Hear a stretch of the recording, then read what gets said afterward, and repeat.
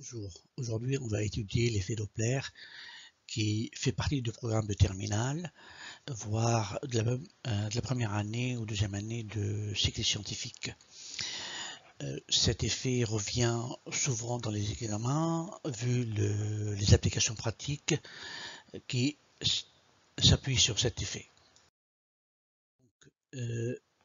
Si on regarde parfois comment les radars détectent la vitesse des voitures ou pourquoi les étoiles n'émettent pas la même couleur, même longueur d'onde, ou bien comment mesure-t-on la vitesse du sang dans les veines par examen Doppler.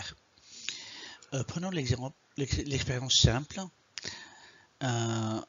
Imaginez qu'on provoque des ondes avec des gouttes d'eau qui tombent dans une grande bassine à intervalles réguliers. Ces gouttes tombent toujours au même endroit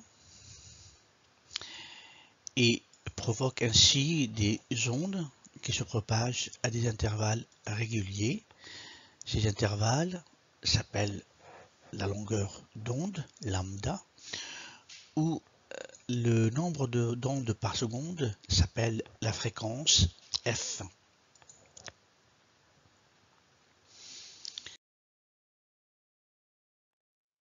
Laissons ces gouttes d'eau se déplacer à droite à une vitesse constante v. Qu'est-ce qu'on constate? Intuitivement, on imagine bien que les ondes vont se resserrer à droite, la longueur d'onde est plus petite, une plus grande fréquence. Par contre, à gauche, c'est le phénomène inverse. Il y a des ondes plus grandes et une fréquence plus petite. Le déplacement de la source d'onde cause une différence de fréquence perçue par un observateur tel que le radar. Donc, cette fréquence augmente si la vitesse de la source augmente ou se rapproche, et la fréquence baisse si la source s'éloigne. Regardez ce schéma.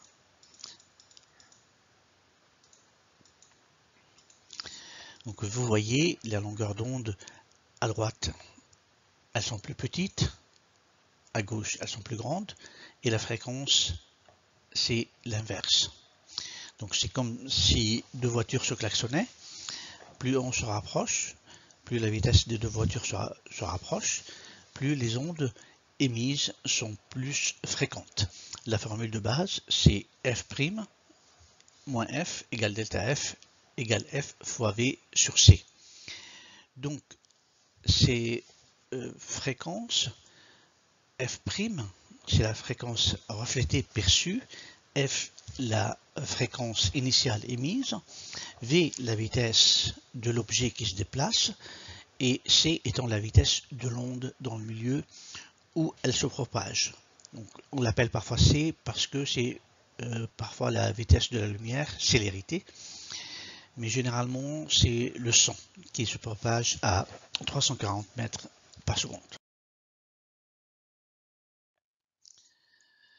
Donc les formules à retenir pour l'effet Doppler, c'est en prenant les variables, la fréquence, la vitesse de l'onde c, ou la période t qui est l'inverse de la fréquence, lambda n'étant que la vitesse de l'onde fois la période, t, lambda égale c fois t, et elle se mesure en mètres bien sûr. La fréquence est mesurée en Hertz et la période en secondes.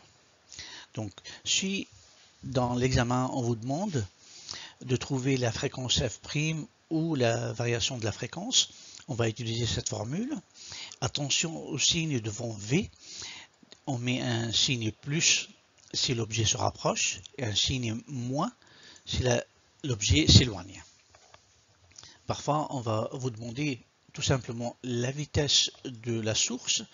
Donc on va écrire V égale C fois delta F sur F. F étant la fréquence initiale, F' étant la fréquence reflétée ou perçue. Donc vous remarquez bien, si F' est plus grand que f, la vitesse est positive. Si f' est plus petite que f, la vitesse est négative et l'objet s'éloigne. Parfois, on vous demande la période, qui est un élément essentiel aussi dans la théorie des ondes. Donc T' est égal à T fois 1 moins V sur C, où T' égale 1 plus V sur C, selon si l'objet se rapproche ou s'éloigne. Attention aux signes qui s'inversent dans le cas de T par rapport à F. T étant l'inverse de F, c'est normal que les signes s'inversent. Prenons maintenant un exercice simple. Toujours avec notre radar et la voiture, notre sujet favori. On va considérer un radar fixe qui émet un ultrason à 1000 Hz. Cette onde est reflétée par une voiture qui roule sur l'autoroute. Le radar reçoit une onde de retour de 900 Hz. Donc on se demande maintenant quelle est la vitesse de la voiture et si la voiture s'éloigne ou se rapproche du radar. La solution, donc on regarde les données. La fréquence émise par le radar, c'est à 1000 Hz. La fréquence de retour reçue par le radar, c'est 900 Hz. Et comme on sait, la vitesse du son dans l'air, c'est 340 mètres par seconde. Donc on va utiliser cette formule de base ou la formule dérivée qui est V égale C fois delta F sur F. Donc V 3,4 par 10 puissance 2 fois F', 900 moins 1000 F sur F 1000, ça donne moins 34 mètres par seconde. Si on vous demande la vitesse en km par heure, on multiplie toujours par 3,6 parce qu'il y a plus de secondes dans l'heure que de mètres dans le kilomètre.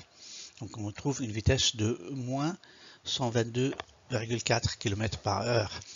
La conclusion, c'est que la voiture s'éloigne, la vitesse est négative, la voiture s'éloigne du radar qui voit l'arrière de la voiture et cette voiture roule à 122,4 km par heure. J'espère que ça vous a plu, ça vous a donné une meilleure idée de la théorie de Doppler. Et si vous avez d'autres questions, d'autres sujets à traiter en maths et physique, contactez-nous à notre page Facebook mypotentialmpg ou à notre email mypotentialmpg@gmail.com. Thank you. Should you have any comments or if you wish to have specific math and physics topics to be discussed, please contact us. Facebook mypotentialmpg or email mypotentialmpg.com.